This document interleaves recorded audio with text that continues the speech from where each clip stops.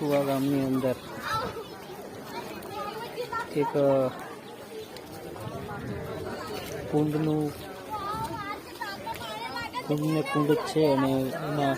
ગરમ ટાઢું પાણીનું એક મિશ્રણ થાય છે અને કુદરતી રીતે આ પાણી ઠંડુ અને ગરમ અને મીડિયમ જેવું મળી રહે છે અને લોકો ત્યાંની માન્યતા પ્રમાણે ત્યાં સ્નાન કરે છે